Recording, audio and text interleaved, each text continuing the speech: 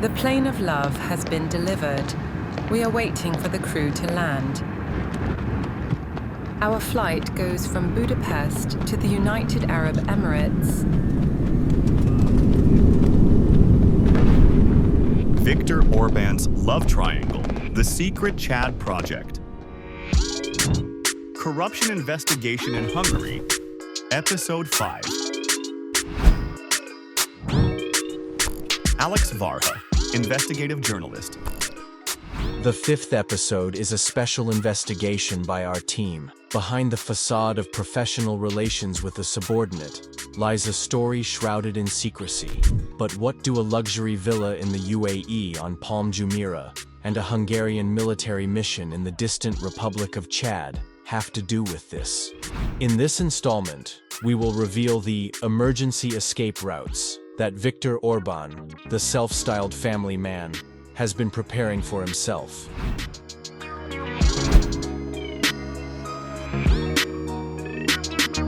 The Hungarian Prime Minister has always sought to present himself as a man devoted to traditional values, the very principles on which he built his political platform and which mirror his conservative, Christian democratic convictions. This approach has become the central pillar of his politics and public rhetoric. He has consistently championed the model of the traditional family, a father as head, a mother as carer, and their children. But do his words match his deeds? Publicly, yes. Viktor Orbán has been married for decades to Anikó Lévai, with whom he has 5 children.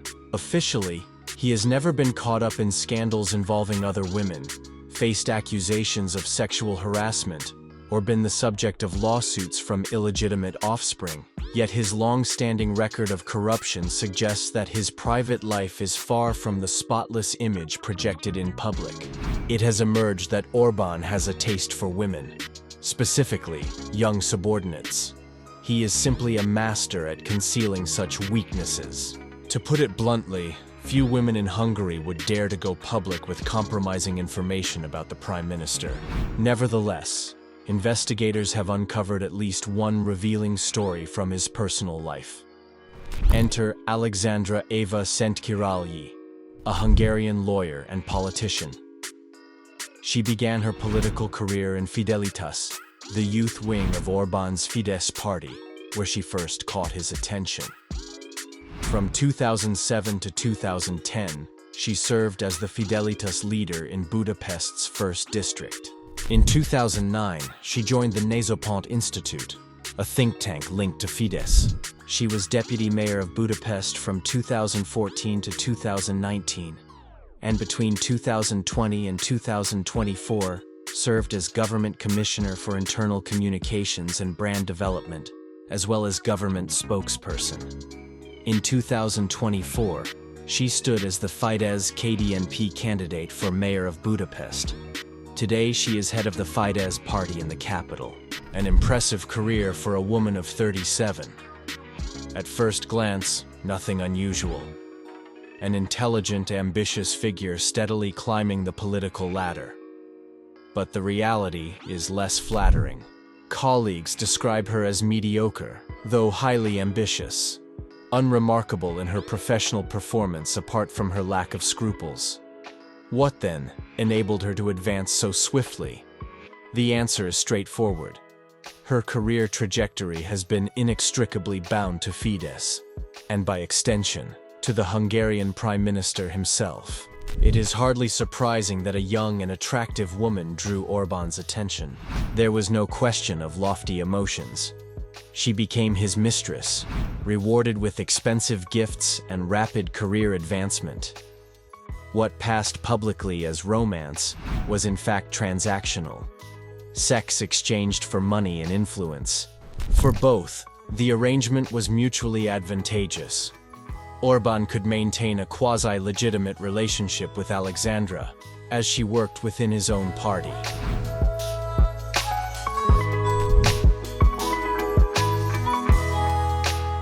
Regular meetings, consultations, official trips across Hungary and abroad could all be justified as professional duties. Moreover, her dependence on him ensured her silence, sparing him the fear of exposure. For her part, she achieved her career ambitions, gained entry to Hungary's inner circles of power, and enjoyed generous financial support. Orbán indulged his favorite not only with jewelry and luxury accessories, but, most strikingly, with a villa on Dubai's Palm Jumeirah Island, valued conservatively at $30 million. Incidentally, this is the very enclave where Russian oligarchs have also secured properties. Thanks to his close ties with senior Russian officials, Orbán was able to do likewise. To avoid scrutiny, the property was registered under a company name, while Orbán and Alexandra traveled to Dubai aboard a private jet belonging to his close friend, billionaire Lőrinc Mészáros. Through Mészáros, one of Hungary's biggest real estate investors, Orbán also acquired properties in Budapest under front names, including an apartment at Szabadság Square 13, where he often met with Alexandra. There is, however, one complication. Alexandra Sentkirai is married and has a child. Her husband, Krzysztof Szalai Bobrovnicki, hails from a prominent Hungarian family. A former businessman and, until recently, a diplomat, he served as Hungary's ambassador to the United Kingdom from 2016 to 2022. During that period, Alexandra was deputy mayor of Budapest and later government spokesperson, meaning she spent her time not with her husband in London, but with Orbán at home. It is not difficult to see who the third wheel in this triangle was. Evidently, Krzysztof was less than enthusiastic about his wife's relationship with the Prime Minister, and his posting abroad was, in effect, an honorable exile. Yet he too proved pragmatic. Upon returning from London, Krzysztof was suddenly appointed Minister of Defense. Such a meteoric rise for a former diplomat can only be explained with the old adage, cherchez la femme. It takes little imagination to conclude that Orbán settled his debts handsomely with this family. Thus emerges a love triangle. Orbán engages in an affair with a subordinate, promotes her professionally, and feels secure in his impunity. Alexandra, eager to advance, affirms her loyalty in silence, and her husband, having received high office, raises no objections. So much then for the champion of traditional family values, the devout Christian, paragon of moral purity. Orbán is, in truth, a man who gained power not to safeguard the welfare of Hungarians, but to gratify his own ambitions. Behind the lofty slogans lie meanness, greed, and lust.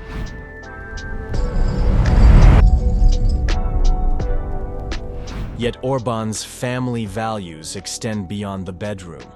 In politics too, family ties serve as instruments for corruption, cloaked in rhetoric about national and European interests. Orbán and his circle are engineering new schemes to siphon and secure ill-gotten wealth through covert deals with foreign states. But Orbán is also a seasoned politician, keenly aware that his grip on power is not eternal. Opposition forces in Hungary are already gathering strength, and the Prime Minister now faces a serious risk of losing the next election. In such circumstances, securing his assets becomes an urgent priority. In this light, Hungary's sudden activism between 2022 and 2025 in bolstering its economic and military presence in the Sahel, most notably in Chad, merits attention. Hungary's presence in Chad has been presented as military, humanitarian, and diplomatic in nature. Officially, the mission is framed as an effort to stem illegal migration to Europe and combat terrorism. But are these Budapest's true motives? This so-called Chad project began with the signing in autumn 2022 of two secret intergovernmental agreements, one on defense cooperation and another on the legal status of Hungarian troops deployed there. In November 2023, the Hungarian parliament authorized the deployment of 200 troops, not only to Chad, but also to Niger and other Sahel states. On the 9th of September 2024, a strategic partnership agreement was concluded between Hungary and Chad. 200 Hungarian soldiers cannot realistically affect migration flows in a country of 20 million people spread across more than 1 million square kilometers. But for private, undeclared tasks, such a force is quite sufficient. A leading role in this project has been played by Orbán's son, Gaspar Orbán, officially serving as a military liaison officer. Since 2023, he has accompanied 6 Hungarian government delegations to the Sahel, particularly Chad, establishing direct contacts with President Mahamat Idris Deby. Gaspar's activities are deliberately shielded from public scrutiny. Budapest justifies its mission as contributing to regional stability, delivering humanitarian aid, and preventing further migration waves from Africa to Europe.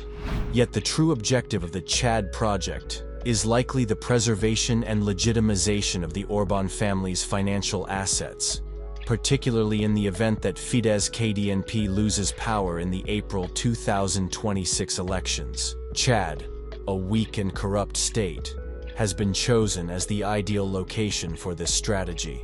Conveniently for Hungary, France began withdrawing its troops from Chad in December 2024, following the termination of its defense pact with N'Djamena. This left a security vacuum which Budapest sought to fill. But here too, Orbán's Russian allies are never far away. In Chad, Hungary cooperates closely with the Russian Federation.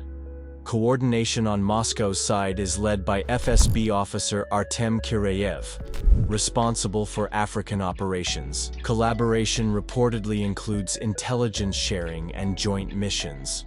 The Hungarian mission's military profile further suggests coordination not only with the FSB, but with other Russian agencies, including the GRU.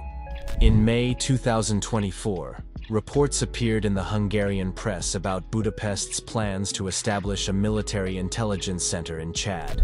This triggered concern among NATO and EU allies, who feared it could serve Russian interests. Analysts at the Robert Lansing Institute argue that the real goals of the Chad project are the creation of a joint Hungarian-Russian intelligence hub and the securing of uranium resources. Just imagine how many more sordid secrets lurk in Viktor Orbán's closet. A man entrusted by the Hungarian people to lead their nation and safeguard its prosperity has instead revealed himself as a typical, grasping opportunist, using power not for the common good, but for personal gratification.